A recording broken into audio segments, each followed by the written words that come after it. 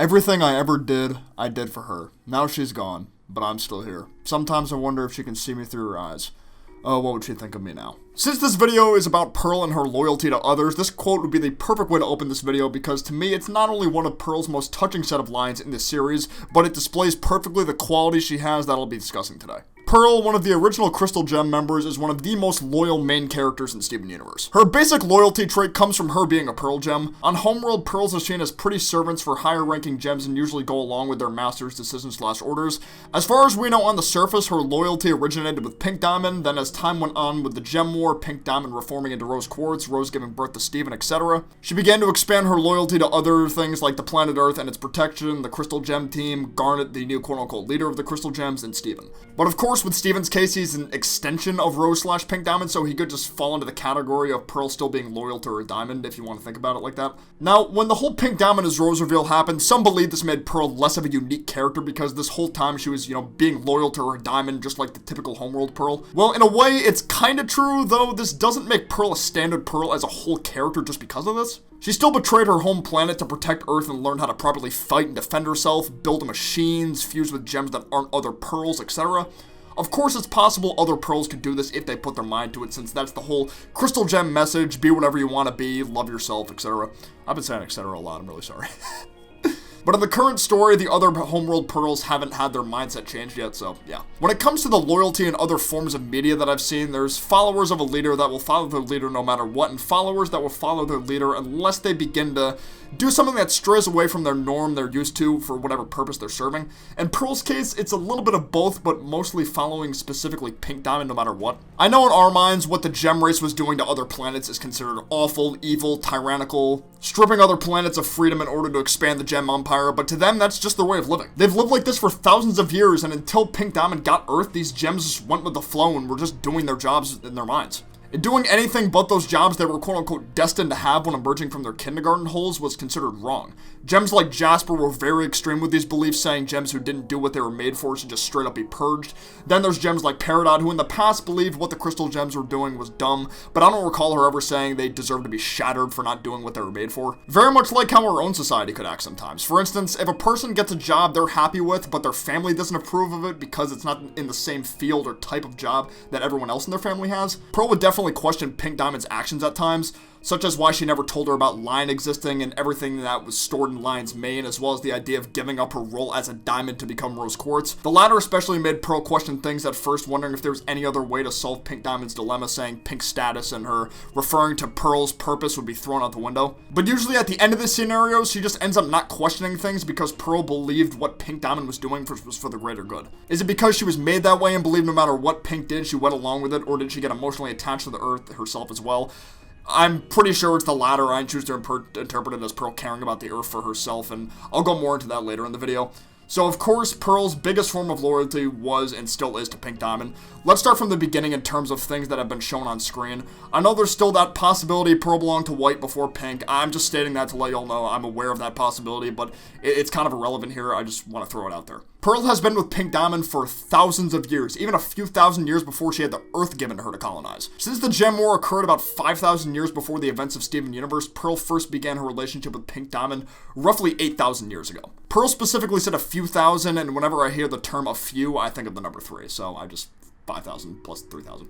Pearl's goal was to make sure Pink Diamond was happy, so she would always do everything in her power to cheer her up. She would act like the typical Pearl, not having any free thought, saying things like, I can imagine insert scenario here if that's what you'd like for me, my diamond. The Earth colony plan started as Pink Diamond just wanting to get in on the fun with gems being created in the kindergartens, but when she saw the beauty and life amongst Earth's nature, she came to the realization these invasions were wrong. She wasn't going to create life from nothing, she was going to take life and leave nothing behind. If she went through with the invasion, of course. After time went by, Pearl and Pink saw Garnet fuse for the first time, which is what led to Rose's final ideal to allow gems to have freedom to be whatever they choose along with the protection of Earth life. So what does this all have to do with Pearl's loyalty to Pink? Well, Garnet's fusion is what really deepened Pearl's loyalty to Pink Diamond even further, I think. Pearl realized seeing Garnet's fusion was one of the happiest she's seen Pink since the Earth colony process began, hence why she attempted to fuse with her in order to make her feel happier. Pearl began to become more of a free thinker because of this, and when Pink even encouraged her to not stop and they almost full-formed Rainbow Quartz, I think this is what started Pearl's romantic feelings towards Rose, and possibly where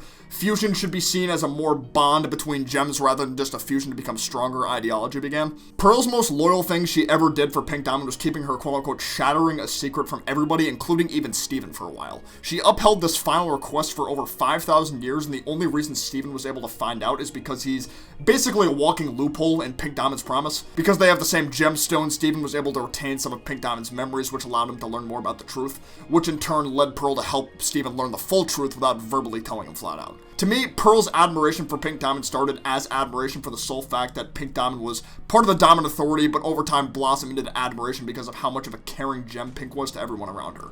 She believed in freedom, and that inspired Pearl to be more of a free thinker. After the Gem War, Pearl continued to serve the now Rose Quartz and protect Earth from the threats like Homeworld, while also adventuring around the globe to bubble corrupt the gems that were still lurking on Earth from the Diamond attack. However, everything changed when Greg came into the picture and Rose fell in love with him. They dated for a while, and Pearl never really thought anything of it since Rose had experimented with humans before, but nothing got really serious until Greg. She became pregnant with Steven by shapeshifting a womb for herself and gave up her entire physical form so he could be born. Pearl grieved over Rose being gone and felt resentful towards Greg for about 14 years or so, since that's how old Steven is, but she and Greg basically made up in the episode Mr. Greg. Even though Rose was gone, Pearl was never really able to get over her romantic feelings towards her. She was never able to fathom how she was able to be with Greg and give up so much so Steven could be born when the two of them had been through so much together. Pearl had been with her before she even got Earth assigned to her. They saw the beauty of Earth together. Hell, they practically formed the second fusion ever between two different gems. Although, in my opinion, theirs may have been even more significant than Garnet's in terms of things Homeworld would be against, because it's one of the Diamond Authority of fusing with her own Pearl. I feel like Yellow or Blue would puke at the idea of fusing with their Pearls, at least back then. Not only that, but Pearl wasn't even able to fully see Steven as just Steven for a while, and would occasionally think of him as just Rose, like some of the other Homeworld gems we've met before. When Steven was an infant, she almost made an attempt at removing Steven's gemstone to see if it would bring Rose back. Another example is when she flat out called him Rose and sworn to the sword, which further detailed that even though Rose is technically gone, Pearl is still carrying on her will by protecting Earth and containing corrupted gems. A good chunk of Pearl's loyalty was to Rose/Pink Diamond, yes, but she definitely does have loyalty to Garnet as well, who took on the role of being the new team leader after Rose was gone. Garnet was another gem Pearl was able to look up to because of how strong they were due to them being in a borderline perfect relationship to the point of almost never unfusing. Pearl was always aspiring to be strong, just like Garnet wanted to be like her so bad she resorted to tricking Garnet multiple times into fusing into Sardonyx so she could be part of what Ruby and Sapphire had. This is one of the first times Pearl was told she needs to choose to be strong for the sake of herself and not for Rose, not for Garnet, not for Steven, etc. Occasionally since that scene, it's felt like she's maybe taken 2 steps back at times, but overall Pearl has come a long way and has been through a lot. Of course she still misses Rose, but she doesn't let it eat at her alive anymore, and has even made attempts at finding new love like with the Mystery Girl. Man, are we ever going to see that character again? Like, my god, where is she, dude? Reunited made me very proud, too, because when Steven was in that dream-type plane and he passed through Pearl and he reminded her to have still that mindset to fight for herself, the way Pearl said, "I do it for me," made me so happy because she just sounded so genuine when she said it. For so many years, even after she began to think for herself a bit more, she would still do everything for Rose/Steven. These experiences that Steven has been there for with her throughout the series have shaped her into a really special character. A gem that's loyal, but not so loyal to the point where she's not capable of her own free thought. She's a good leader, but also an amazing soldier/follower, maybe even the best. Just a bit of a postscript thought, but since this video wasn't necessarily meant to be a full character analysis, but rather focusing on a character's main trait, let me know if you have any other suggestions down in the comments below for any other characters I could do this type of video on, and what trait I should talk about in whichever character you suggest. These videos don't even have to just apply to Steven Universe either. I could talk about Star versus the Forces of Evil characters too. But at some point, I might end up doing full-fledged analysis for characters that I feel need one, or if a character never gets suggested to me, we'll just have to see. Those full-fledged character analysis would end up being super long though, so I hope you guys wouldn't mind that. Like, if I ended up doing one on Rose, for instance, especially, that could end up being over 20 minutes easily. Rose is probably one of the most complicated characters, if not the most complicated character in Steven Universe, but I digress. I definitely had a lot of fun doing this type of video for the first time though, and I hope you guys look forward to seeing me do more of them in the future. I know this is my second video back, but I'm just really happy to be back on this channel. You have no idea. I took a complete 180. I'm ready to go. This is going to be it for this video. Thank you guys so much for watching. Please be sure to leave a like down below if you enjoyed, and if you're new to the channel, subscribe, and I will see you guys next time. Peace out. Take care. Bye-bye.